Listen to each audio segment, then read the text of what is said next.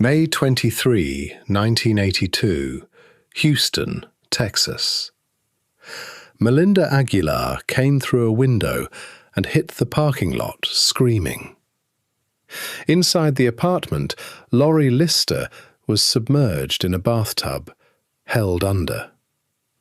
An off-duty officer named Paul Motard heard the screaming and responded.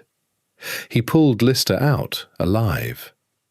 He found the man who had put her there, still in the apartment. His name was Carl Eugene Watts. He had been living quietly in Houston for 14 months. He worked as a mechanic. He drove a van. No one in Texas knew what Michigan knew, and Michigan only knew part of it.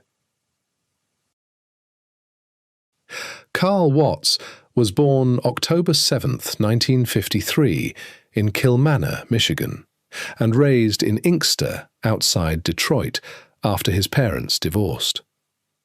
At 14, he beat a neighborhood girl severely enough to put her in the hospital. No charges were filed. In 1969, he was hospitalized for the first time following a psychiatric evaluation after an assault on a woman. He was released. In 1971, it happened again. A second evaluation, a second release. Both times, clinicians documented obsessive ideation toward women. He enrolled at Western Michigan University. On a maple-lined stretch of campus walkway, in the afternoon foot traffic of ordinary student life, he was indistinguishable from anyone else. In 1974, Gloria Steele, a Western Michigan University student, was found stabbed 44 times. She was 19. No arrest was made. Then a woman in Ann Arbor. Then another. Young women, alone, outdoors or just inside their doors. Stabbings, strangulations, sometimes both.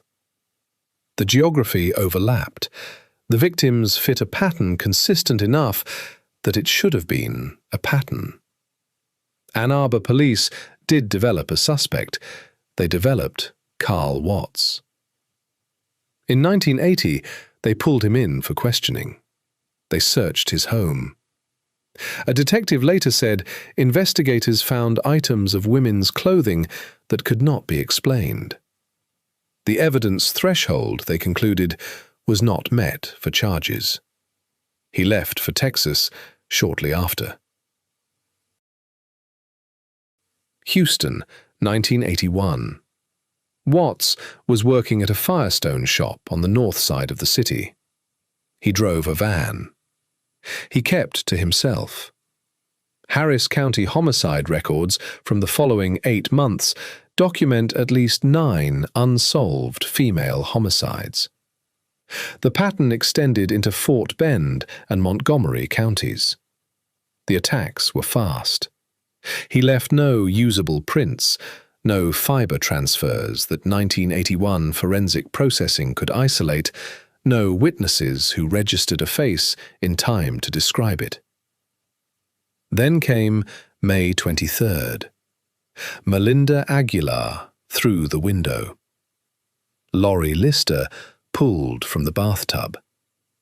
Carl Watts still inside the apartment when the officers arrived.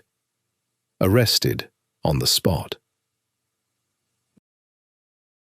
The burglary with intent charge carried a maximum of 60 years under Texas law as it then stood. Prosecutors calculated that with standard good behavior credits, Watts could walk out as early as 2006. 24 years. The Houston District Attorney's Office, under DA John B. Holmes, Jr., made a decision.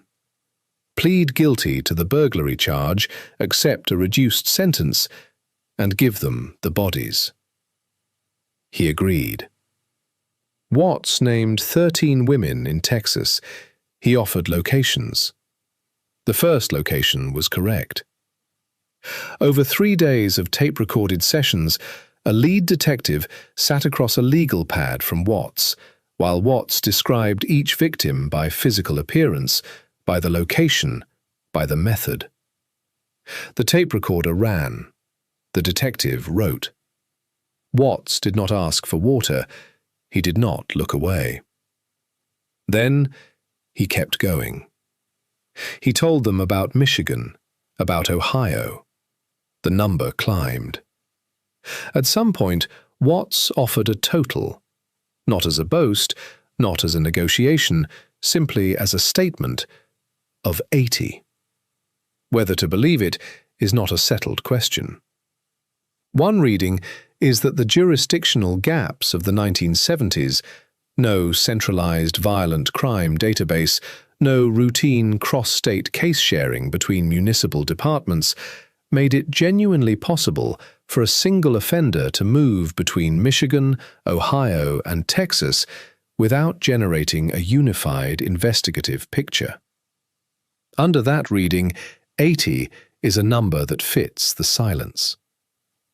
A second reading is that Watts understood the deal's structure well enough to know that a larger number served him, that claiming 80 murders, most unverifiable, extended his leverage and his own story beyond the reach of any single prosecution.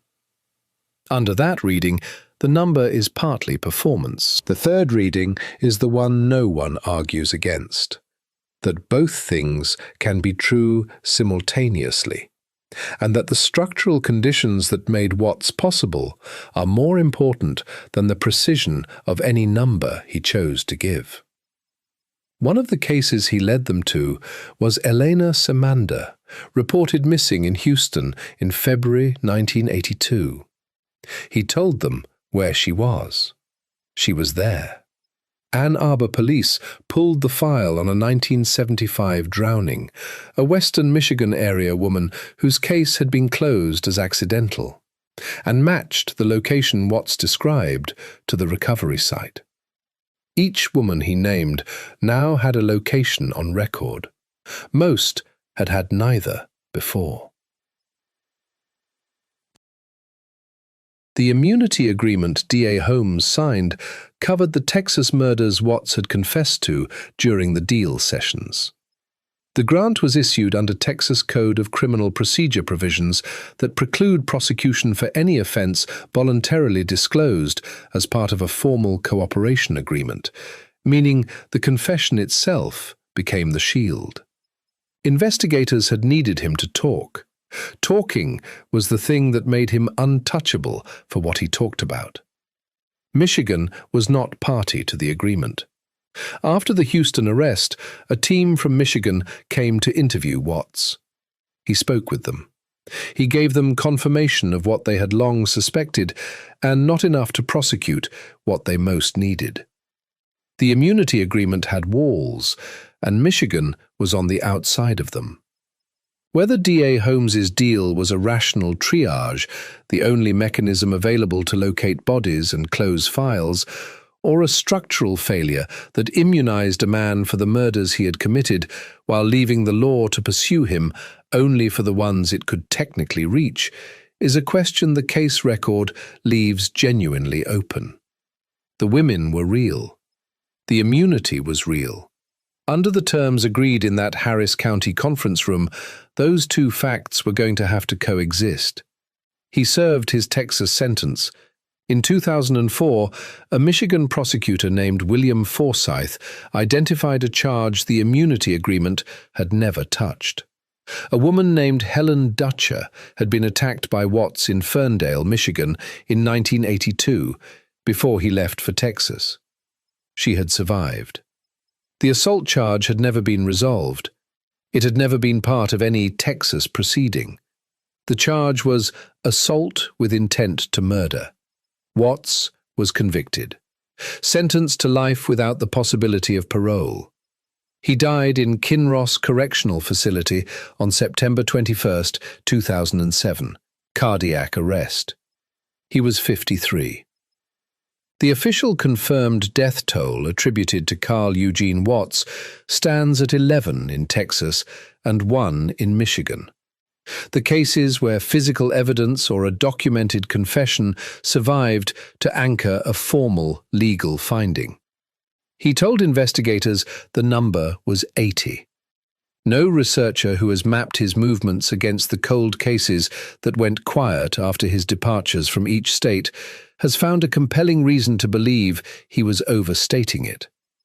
The women who appear in those unverified confessions carry no official designation, not victims under the law, not open cases. Names spoken into a tape recorder in Houston in 1982 confirmed to no one's legal satisfaction and filed accordingly. The immunity agreement covered the murders he confessed to. The confession was the only record most of those women had. And so the agreement and the record cancelled each other quietly in a Harris County filing cabinet sometime before the end of 1982. The bicycle was still in the driveway. It meant she had made it home. It also meant he already knew where she lived. Thank you for watching this one through. If a story like this is why you're here, hit subscribe. We open a new file every few days. Every file in the vault has a story. We'll see you at the next one.